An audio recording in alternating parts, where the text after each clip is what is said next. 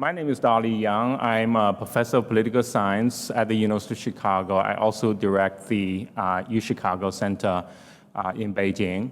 We have a special session this morning, and I would like actually first to introduce the participants, the distinguished guests we have for this particular session.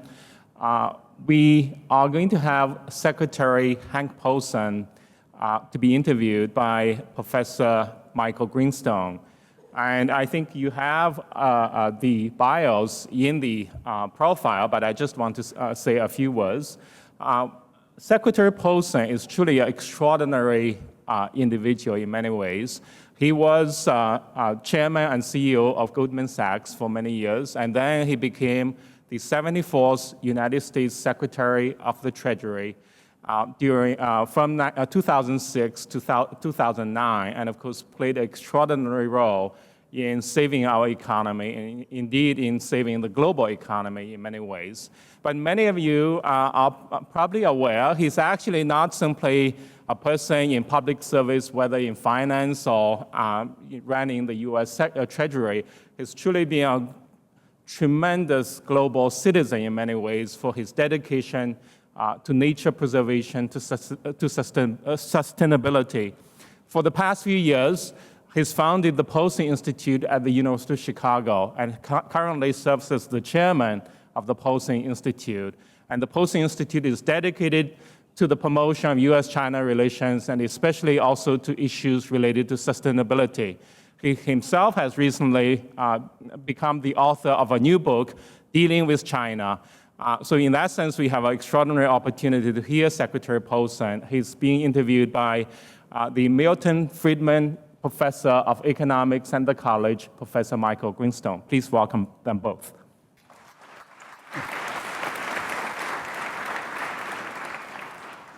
Thanks, Dolly. And I was going to say welcome, but you know you're part of the university. The Paulson Institute is an important part of the university. So we don't have much of your time, so I wanted to dive right in and start with when I was reading your new book, I came upon a fact about you that I hadn't realized. I wonder if you could talk about how you first got involved in China. Okay, well, first of all, Michael, thank you very much. Dolly, thank you. You're both, advisory directors of the Paulson Institute here, and it's terrific to be here. So how did I first get involved in China? I wish I had a better answer to give you, but the honest truth is I was here, at running the Goldman Sachs office, and when I was promoted to be head of global investment banking, I was a co-head, and my partner, one of my partners in New York, said, well, Hank, he obviously wanted Europe, where we had a big business, and he said, Hank, Chicago's closer to Asia, why don't you take Asia? And so I made my first trip to Hong Kong in 1991, and we did not have people in China. We referred to it as mainland China in those days. And so I made my first trip. We had 4 or 5 people in Hong Kong, and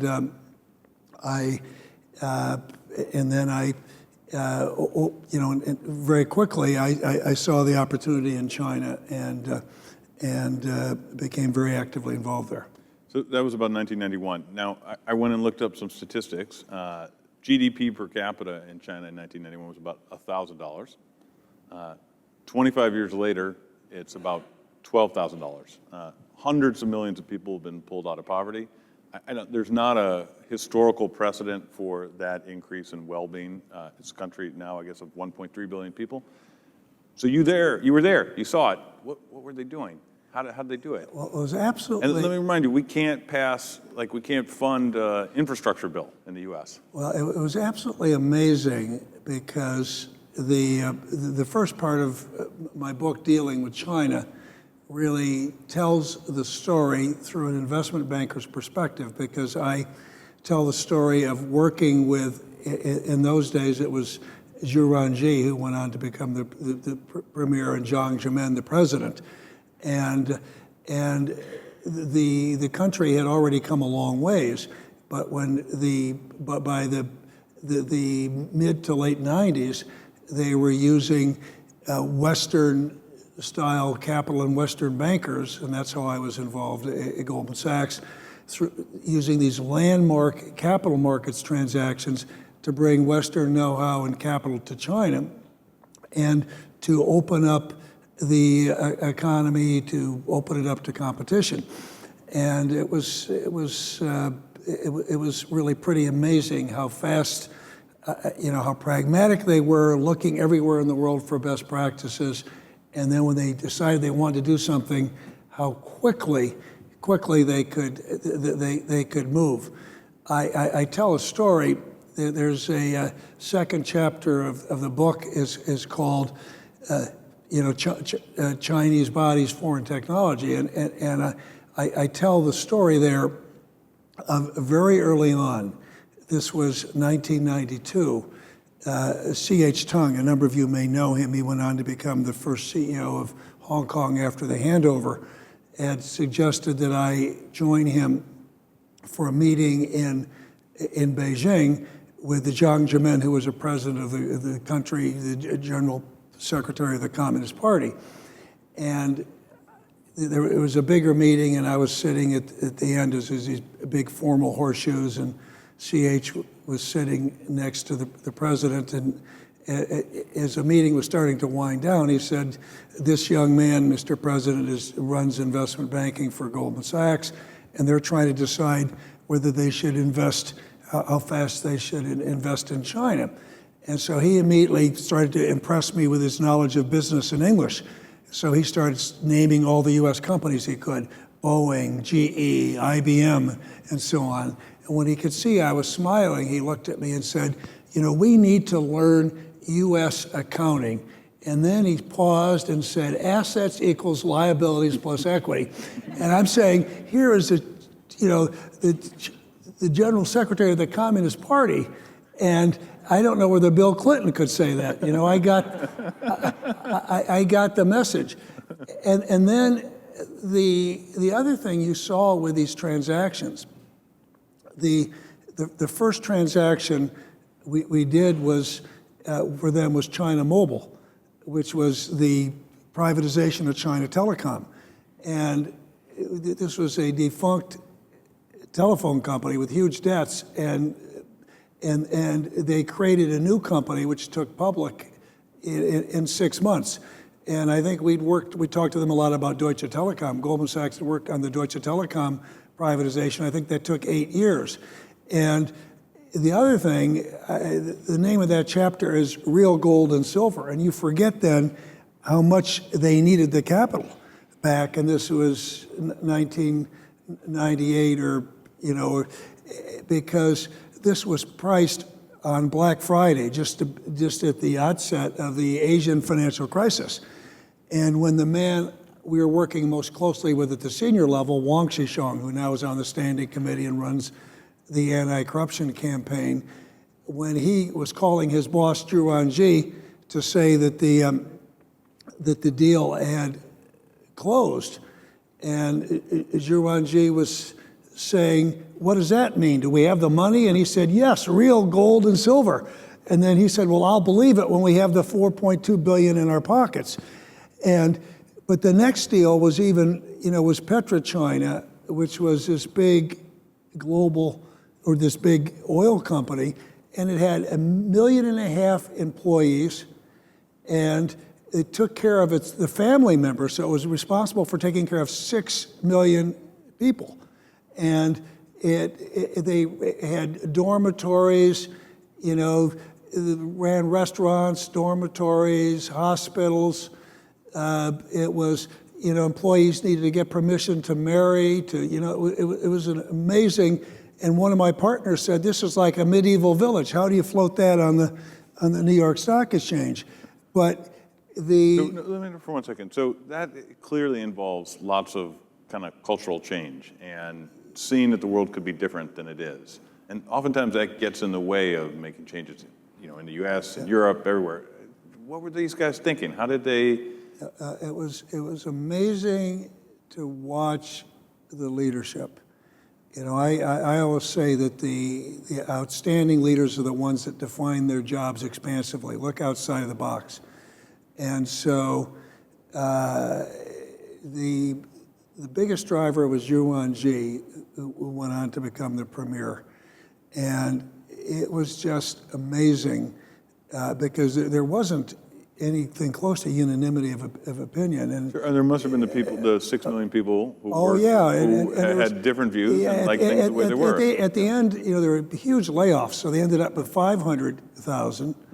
And you know, BP is still more than British Petroleum. It was about the same size at the time, had 90,000, but it was a massive resistance and change, but they needed to do that to let the economy and continue to grow and prosper. So it was just amazing to watch this. So it's a little bit off topic, but you know, there's structural problems in the U.S., there's structural problems in Europe. Like, was there a right moment, or is there a lesson that could be applied to how to deal with structural problems in the U.S.? Well, it is.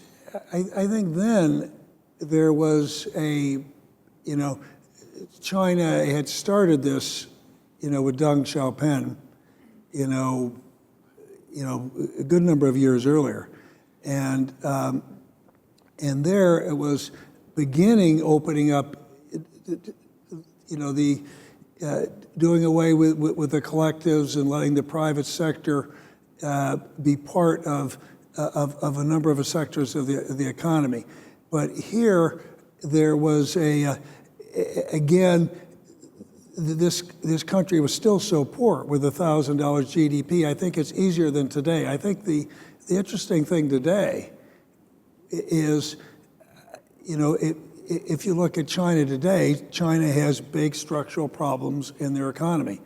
The economic policies they've used to get them where they are today have run out of steam, and so they're not going to continue to work. And so I think there's even though you've got a leader, and we can talk about it more later, who's consolidated a huge amount of power. You'd have to go back to Mao to see someone that's consolidated power so quickly.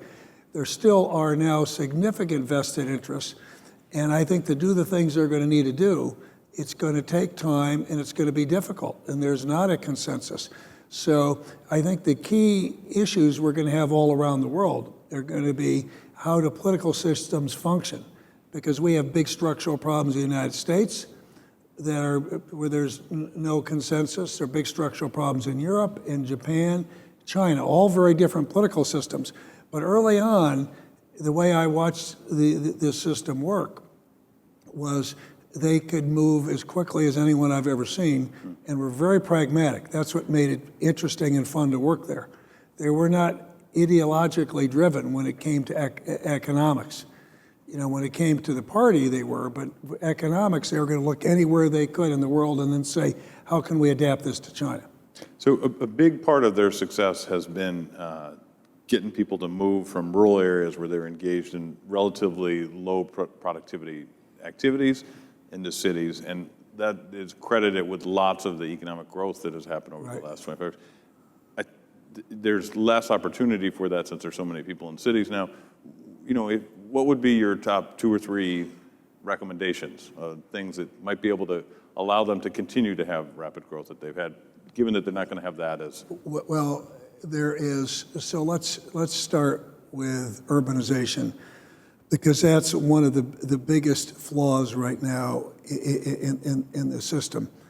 That and the next 300 million. So when you look at the next 25 years, I think one of the biggest economic events in the world is going to be the next 300 million people going to the cities. That's the size of the United States. And so there's 650 million people in the cities in China right now. And when you look at their economic model, and I say it's run out of steam, I'm going to oversimplify and I'm going to break it down to 2 or 3 fundamental problems. One of which is there's been over-reliance on exports, and I think we all know, and the Chinese know, that given what's happened to the global economy, they need to the more domestic-led growth. And there's a number of things they need to do there, and they have to do with changes and reforms in their financial system, their social safety nets, and so on. There's this unholy triangle in terms of the relationship between the government, the state-owned banks, and the state-owned enterprises, which is a significant issue. But I think the biggest issue they face right now is the urbanization model, which is created all kinds of social stresses, environmental nightmares, and has a financing model that is really broken, because the way they've, I'm going to oversimplify, but the way mayors have funded themselves is take someone's land, sell it to developers. So you've got urban sprawl, but which is a big problem in itself, and you've got huge property rights issues, which is a very big social tension right now in China. But the biggest, I shouldn't say the biggest, but another fundamental problem is the mayors do not have the authorities they need to raise the revenues they need to do their job. They don't have real budget responsibility. And so what they've been doing is they've been investing in off-balance sheet, in non-transparent ways in infrastructure. So they've been over-investing in infrastructure and building up bad debts, which have been growing much more quickly than the economy. And so these bad debts, there's a reckoning right now that's coming with these, and there are going to be, very, very significant losses. And so the leadership is focused on this, and they're have various stimulus programs to let the banks restructure these loans, but ultimately they need to fix this system. And the longer they continue to rely on this flawed system, the bigger the excesses are going to be, and the greater the problem is going to be. The risk will be that this will spill over and do real damage in the underlying economy. And the economy has slowed way down. You've read about growth, and you've read about the new normal being 7%. Well, let me tell you, that's a very optimistic new normal. And so I'm looking at the quality of that growth, and in order to and as long as they're reliant on this investment in infrastructure, it's dangerous, but yet they can't fix the problem until they fix the municipal finance system, and they can't do that until they have a new system of national taxation.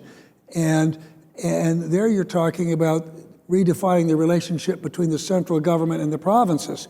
And there's no real consensus on a number of things that need to be done there. They've got a minister of finance who's all over this and is doing a lot of good things to really bring some fiscal discipline, and working on a new tax policy where there'd be a consumption tax to replace a gross receipts tax and an annual property tax. But these are going to be difficult things to get done. So, the economy that had been growing at, well over 10% for a long time is slowed way down. And the big issue is, how do you go about resuming growth? What level of growth is sustainable from an environmental standpoint and from an economic standpoint? Okay, so I know this is at the center of your book, and it's at the center of the Paulson Institute. I want to switch to conservation environmental questions in 1 minute, but first I want to ask, what's the role of the U.S. or what's the role of the Paulson Institute is there any role for them, or is it just political problems inside China as this transition in the economy occurs? Well, the Paulson Institute is a think and do tank, and it's a small think and do tank. I think we got less than 30 people, maybe half, in Beijing. And so I'm just going to interrupt you for 1 second. We're going to acknowledge that the notion of a do in a university, the revolutionary nature of that. Yeah. Not just to think. We don't wear T-shirts at the Paulson Institute that says it works in practice, but does it work in theory? So we're much more concerned, but we're also humble enough to know it's hard to make a difference. And so the Paulson Institute starts with the view that the U.S. China relationship is the most important in the world, And so it's going to be increasingly difficult, complex, troubled. There are plenty of differences between our two countries, but we have a lot of shared interests. And it's going to be hard to make real progress on some number of the shared interests if the U.S. and China aren't working in complementary ways.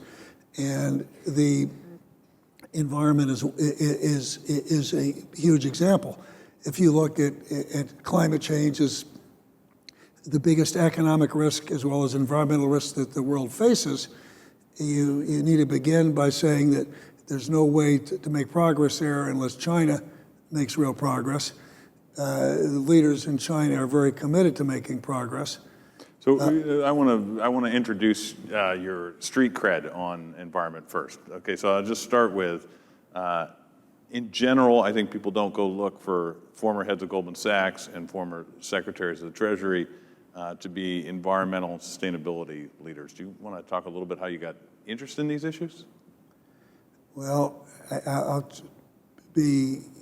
Michael, you see brevity when I got off on the economy is not one of my virtues, but I'd just simply say from the time I was a small child, I was interested in wild, beautiful places, the outdoors. You know, I first wanted to be a forest ranger, but you know, but when I got involved at Goldman Sachs, I still always looked for ways to work in conservation. My wife was a big factor in that. She got me involved with the Nature Conservancy early on. And when I ran Goldman Sachs, I always spent a lot of time on conservation. I chaired the Nature Conservancy. The book on dealing with China, there's a chapter called Saving Shangri-La, which talks about conservation work in China, which again has to do with a gorgeous area in Yunnan, which is spectacular biodiversity and working on conservation there. So I always cared about conservation, and it was really only when I was Treasury Secretary that I started to focus the way I should have on climate change. And I was very pleased when George Bush set up, you know, this mechanism with the major economies, the 18 major economies that were emitters. We put an environmental department together at Treasury.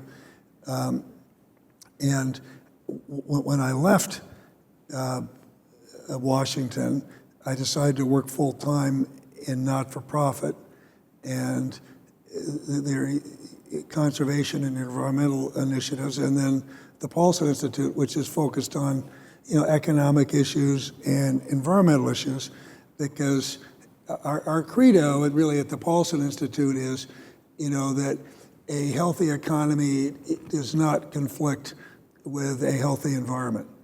You really can't have one without another. And so we are, you know, the climate change air quality program reinforces, you know, the working relationship between the U.S. and China on economic and environmental issues. When I was Treasury Secretary and we set up the Strategic Economic Dialogue with China, we put in place a 10-year framework on energy and the environment.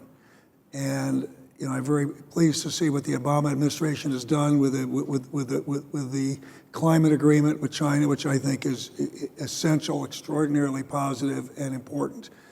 Can you talk a little bit about that? So I think not everyone who's like involved in the minutia of climate negotiations might recognize, at least the way I interpret it, is really the historic nature of it. You know, the developing countries had kind of banded together and said this was not really our problem, and the developed countries are going to have to really take the lead on this. And this agreement in November really, I think, had changed the tone of that. And yeah, I wonder if you could talk about that. And Michael, I'm not involved in the minutia of these global negotiations either. But all I know is that you can't solve this problem. You can't curb it or avoid the very worst risks and outcomes for climate change unless, the biggest emitters in China is the biggest and the fastest growing emitter of climate, but are part of it. And China is a leader in the developing world, and it's a leader in dealing with this issue. And so it was quite remarkable for those of us who've been watching it for a while to see China be willing to announce that they were going to take actions so that they would peak their emissions at 2030 and that they would double the percentage of the energy they got from zero emissions or renewables to 20% by 2030. And so that in and of itself is really important, and it makes it much more possible to get other developing nations to follow China's lead. And then the second thing that was very important is, if you believe, as I do, how really essential it is for the U.S. and China to be working together, that China made this announcement in conjunction with the United States, which because then you have the largest economy with the second largest economy, the largest developing nation with the largest advanced economy together, and it signals that how important they think a good working relationship is with the United States. And so I think that's all very important.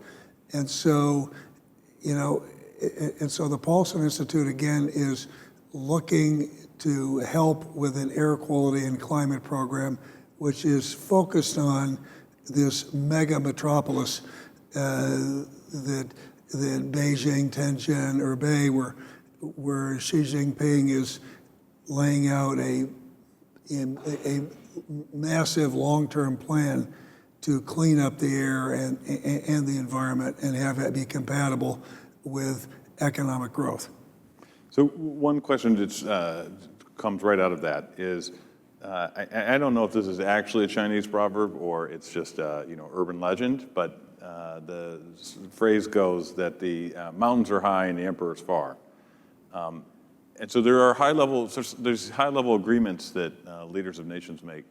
And then those have to turn into actual policy on the ground. And I think, it's not like the premier can just press a button and in cities all over China, things are going to start to happen. So what does that process look like? How to make it happen? And you were describing some of the fiscal challenges at the local level, but I wonder about some of the environmental. They're huge. So Xi Jinping is a remarkable leader in that he's inherited a economy where there hadn't been much reform. It stalled for a 10-year period. And so he's looking to make massive change, economic, social, political, throughout the whole fabric of the country. And one of the things that he needs to do is modernize government. So he's got a government with institutions that are capable to really run a economy the size of China's.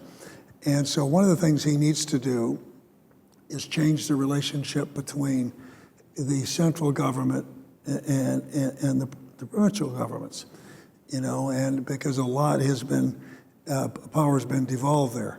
So they need to devolve some more power there when it comes to budget responsibility and fiscal responsibility and taxing responsibility. But the central government needs to play a stronger role. So, for instance,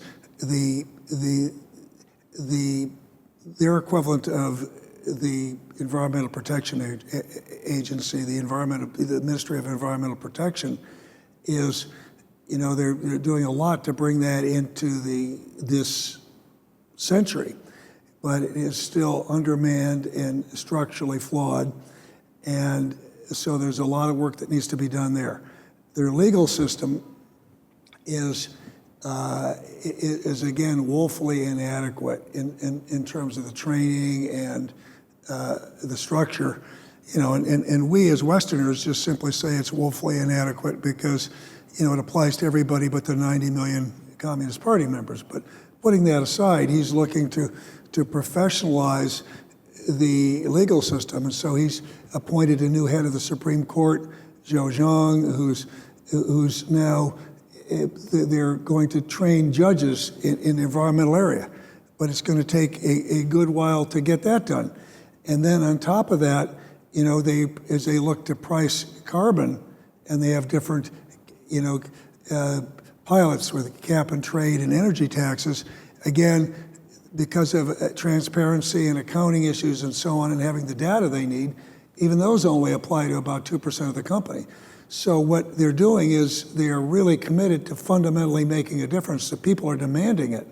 So they're changing the way mayors and party secretaries and governors are being evaluated. It used to be they just talked about, you know, economic growth, GDP, jobs created. Now when you sit down with them, they're rattling off environmental statistics and air quality statistics. And so there's a huge focus on cleaning up the air. Excellent. So we don't have much of your time, and I could keep asking you questions for another hour, but I think we've hit the point where we're supposed to take questions from the floor. And if you have a question, raise your hand, and someone will come with a microphone, and please state your name.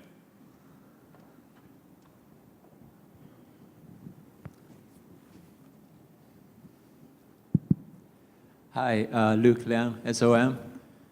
In 1997, Milton Friedman in this university mentioned the future of Hong Kong is an experiment of a one-party government with capitalist free economy.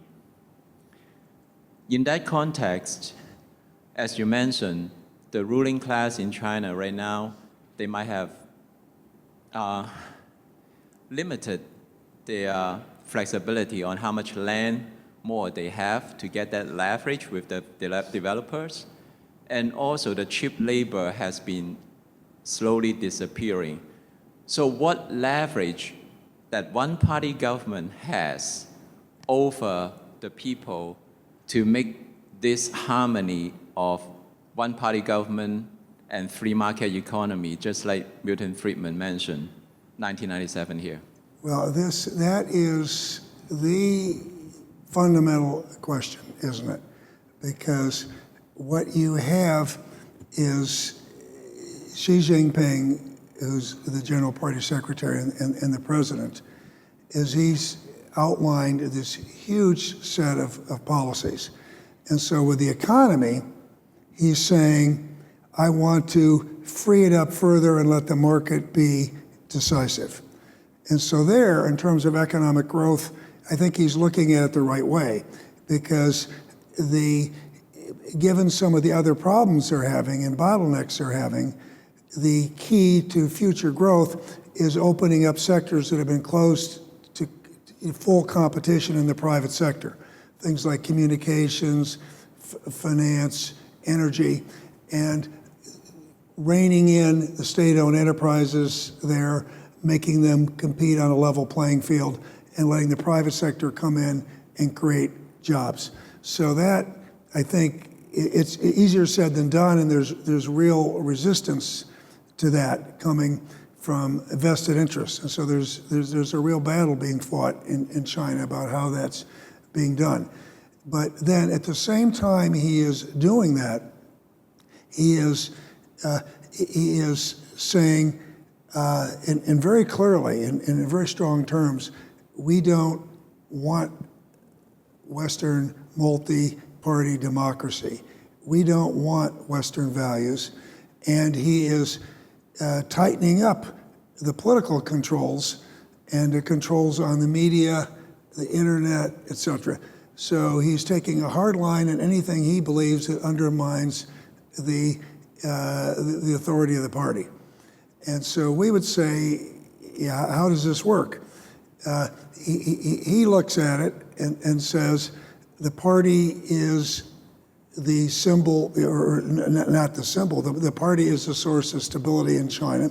It's the only institution strong enough to drive these reforms. And on top of that, it's rife with corruption.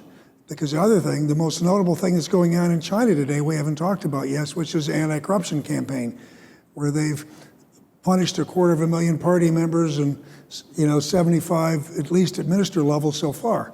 So he's doing that. And right now, it's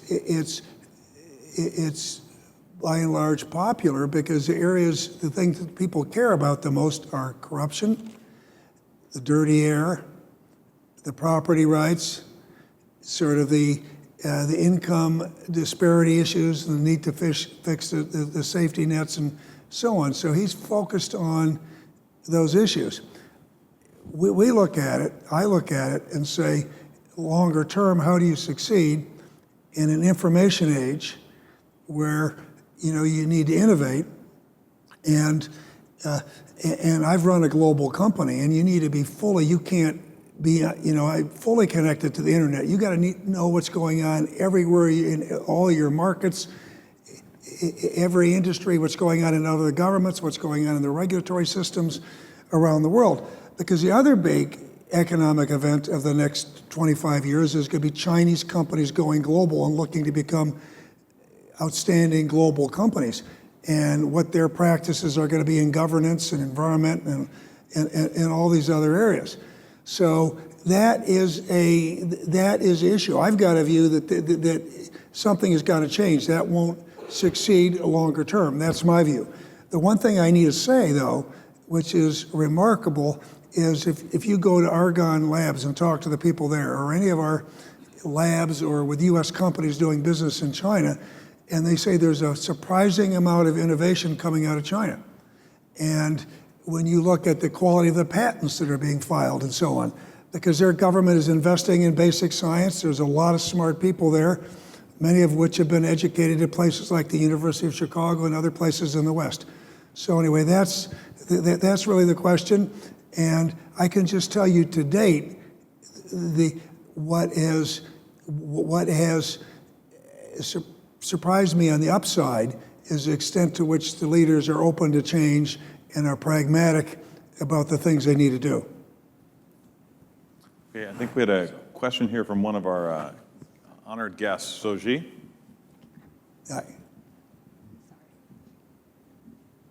Thank you. Actually, I come from National Center for Climate Strategy and International Cooperation under NDRC. Right. And myself, I'm lucky to experience the process to negotiate the joint announcement that you mentioned just now. And I thank you. The NDRC is a sponsor of the Paulson Institute in China. Oh, yeah, but at the expert level. But here, I'm very happy to have this chance to talk directly with you, especially in terms of vision. With your experience to work for private sector, government, and now you also create the Paulson Foundation as a non-profit NGO. So I just want to listen to your vision on two things. One is the global climate governance. So what about the role of the China-U.S. cooperation on, in develop the effective and equitable global climate governance, given, the rest of the world, small islands, Africa, the least developed countries, as well as European. So we have multilateral process there. And what's your vision for the future of the global climate governance? This is number one. Question number two is Global climate governance. Yeah. Number two is Paulson Institute. Yesterday we visited to your colleagues. So they work in Hebei province, Jing-Jin-Ji, and so for the moment, the two countries, China do something domestically, and the U.S. do something domestically to address climate issue. And what about your vision on the tie between the two nations? Economic ties. In a climate perspective. In a view to reshape the world economy and the U.S. and the Chinese economy. Thank you. Well, I tell you, those are two of the most fundamental questions you could ask. And on the global climate governance, it is a lot easier to have a vision than it is to know exactly what to do and how to get there. Because if you take it up even higher and say in the world today, we're confronting all kinds of issues that we didn't have to confront, 10, 15 years ago in a serious way. All the issues around cyber. I could just list, in terms of the integration of the global financial system, much more integrated, and how you go about harmonizing that, and a whole series of issues. And I think climate is a fundamentally the most difficult issue, because we deal better when we're dealing with immediate crises government rather than really long-term. And then we do much better when we deal with it at the national level as opposed to the global issue. And of course, this is a global issue, and it's a long-term issue because emissions are cumulative. And so it really gets me to your second point. I think we're going to have to continue, this is going to have to evolve.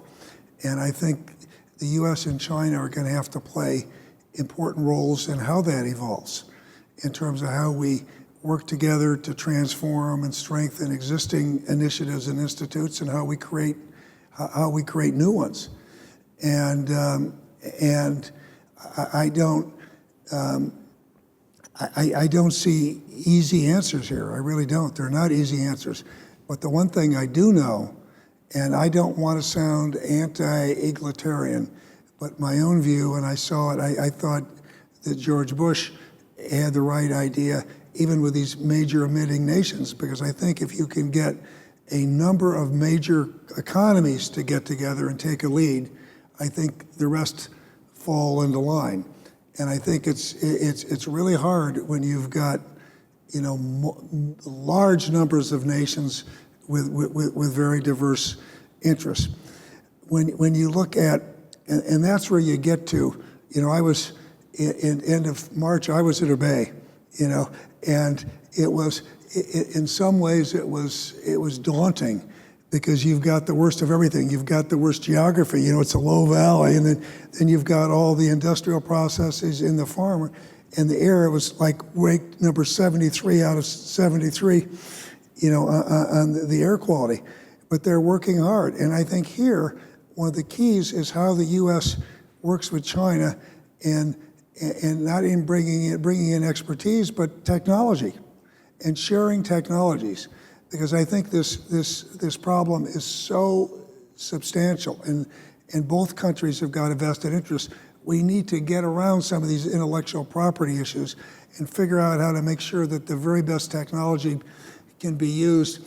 And no one can develop new technology any better than the U.S. with our national labs and our universities and our venture capital, and no one can roll it out and test it and scale quicker than China. And one of the things, for instance, that the Paulson Institute is focused on is saying, how can we help China develop some financing mechanisms and work between the U.S. and China, practical financing mechanisms to get private capital to come in and finance the rollout of new clean technologies, because there's not going to be enough government capital. We need to figure out how the government has policies and to promote and incentivize private capital to come in. So again, if I had the answers to your questions, I'd give them, and maybe people would listen and solve the problems. But these are really difficult but important questions, and it's important that they be asked, and there's a lot of good people working on them. Okay, I think what we're going to do is, this man here had a question, and you had okay, it was already answered. Okay, so this is the last question.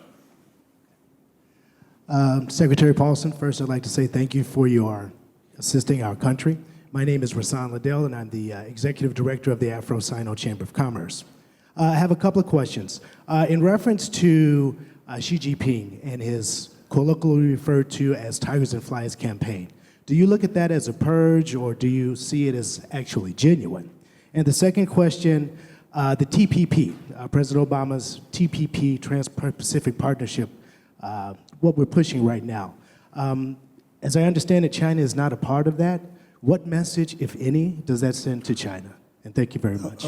Okay, so first of all, the anti-corruption campaign is, Xi Jinping has said that, the party wouldn't survive if they didn't deal with this issue.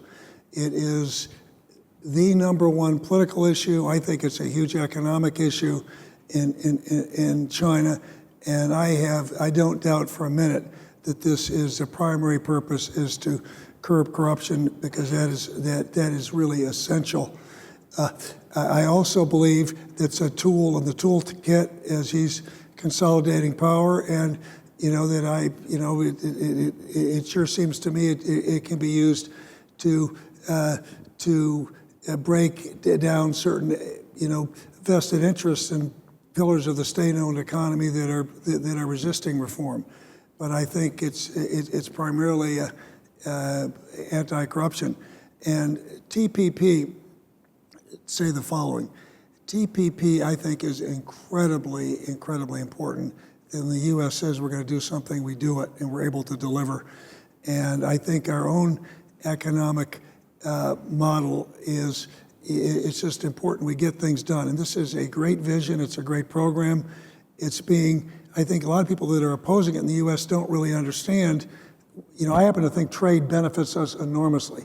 But those on the other side have got to ask themselves the question, and say, well, gee, our markets are already open, and any new trade agreements opening up other markets. And when people say, well, we don't like the labor standards and we don't like the environmental standards, well, what kinds of standards are you going to have without this? I mean, I have a hard time understanding the other side on that. I really do, and I pride myself on always understanding the other side and not being partisan. Now, I think it's very, very unfortunate the rhetoric here is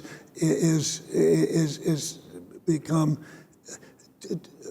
a bit anti-China, because this is something, to me, I think the U.S. government has said that when China is ready to join, we need to get it done. When China is ready to join, it'd be great to have them be a member, and I think it'll be a much, much stronger pact.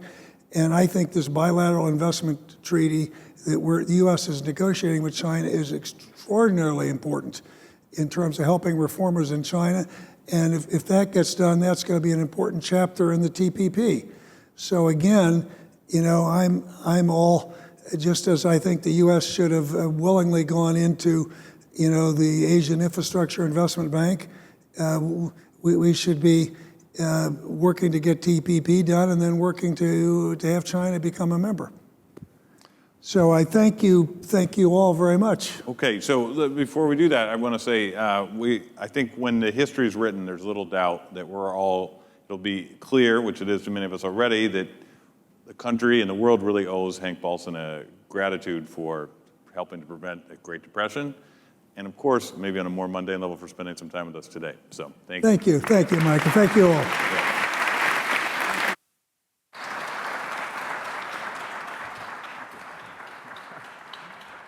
Thank you.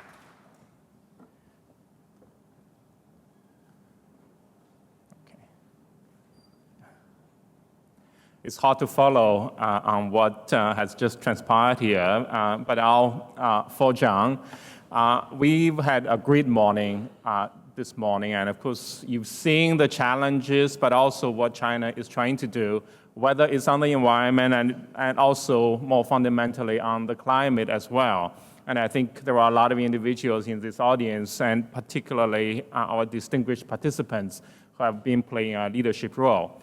For the remaining moments of the morning, I want to bring us to the Chinese people to understand how they see the challenges and how they actually relate to the developments in the country. And I have some things to share. In fact, I think. Let's see. Yeah, of course, we all know it's simply important to understand how the Chinese people actually relate to the environment. And given what we have heard actually about the crisis and how much of a challenge there is, you would expect, and as the press generally emphasizes, in fact, that a lot of the problems related to China are perceived by the people as serious problems in terms of the environment. Here are, in fact, the data from the Pew Opinion Center on public attitudes towards air, water pollution. And of course, as you can see, the majority of the Chinese people see those as major problems or moderately serious problems. So this is actually well established. It's not a problem in that regard. The question for me, however, is to understand, we all think we care about the Earth, we care about our fragile planet. It's easy to say so in many ways when we are asked that way. And likewise, for the average Chinese person, the participants in the surveys, if you present them with a question saying that actually, do you care about the environment? Of course, they are going to say yes.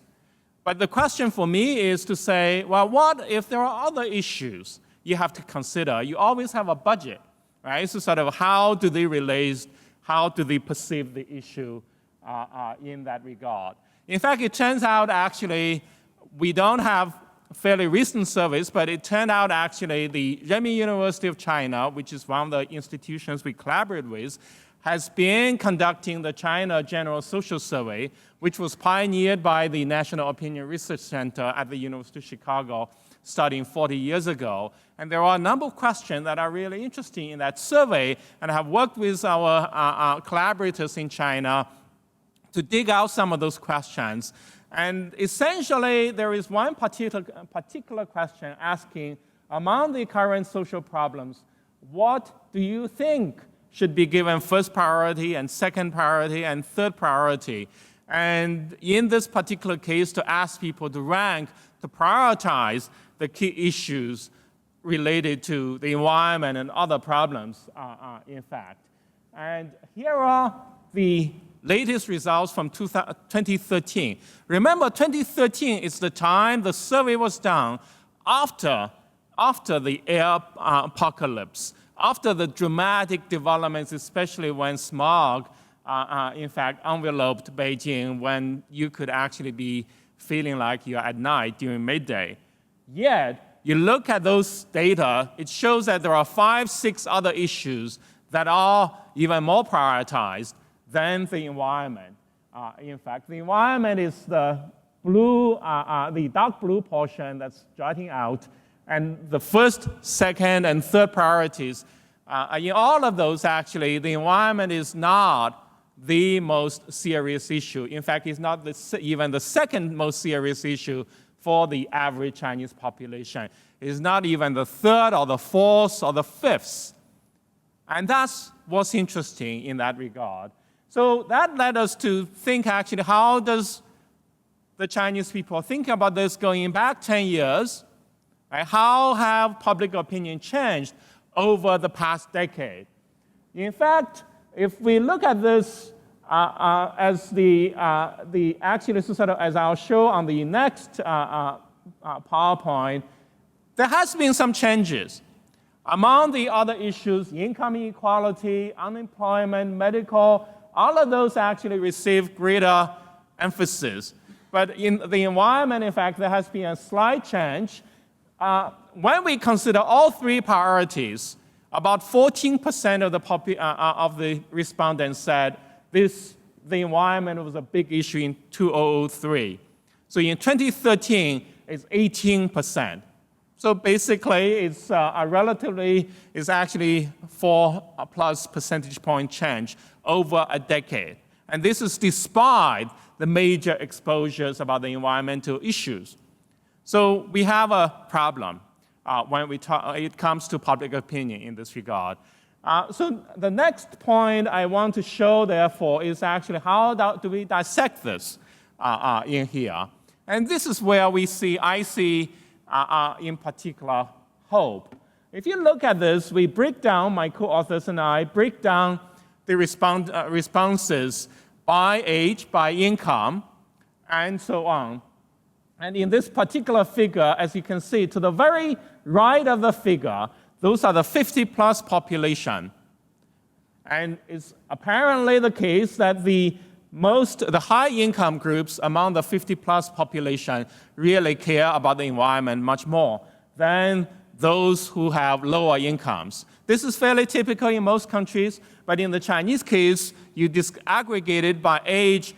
The older generation actually to care about the environment a little less than the younger ones, first of all. And secondly, the high-income groups among the older care about the environment even more. And the same is true mostly for the middle, the group of the respondents who are between 30 and 49. But here is what's really interesting. To the very left of the figure, as you can see, these are the younger groups, 17 to 29-year-olds. There are practically no difference among this group. This particular group of population care about the environment more than the middle-aged and the older group in the Chinese population, first of all. Secondly, there is no difference practically across income groups. In other words, this is where I see hope, in the sense that we are witnessing a generational change in attitudes towards the environment in China. And of course, the younger generation care about the environment much more. And as the country rises in income, as the generations continue to change, there will be more people caring about the environment. For the moment, however, I want to build on what Professor Zhou mentioned earlier. There is a great role for education, for public leadership, for the kind of work that people such as this famous journalist Chai Jing has done in really mobilizing public opinion. She produced a documentary under the title Under the Dome, and of course this particular documentary was downloaded and viewed by probably around more than 300 million viewers over, well, in less than a week, let's put it this way. And the kind of work that educators, environmentalists, and others can do to educate the public to really take action on the environment and, of course, on the climate, I cannot overemphasize this particular issue. So let me end on this point, and of course, I think, in fact, maybe I'll just take one quick question, given that I have a couple of minutes, and then we'll go for lunch, if there are any questions.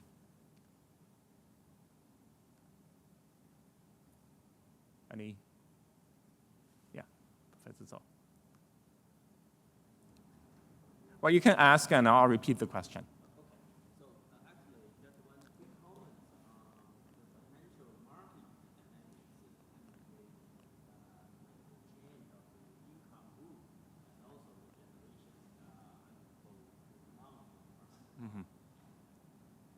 Okay. Yeah, so you want to reinforce the point about the...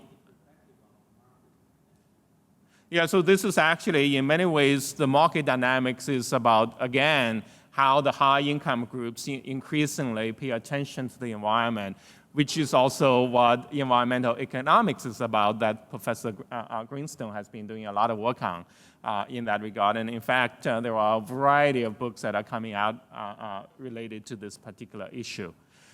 So with that, I think this is a good moment to pause, and you're all invited to lunch, and we'll be back at 1:30 in the afternoon to have more discussion and, of course, great panels in the afternoon as well.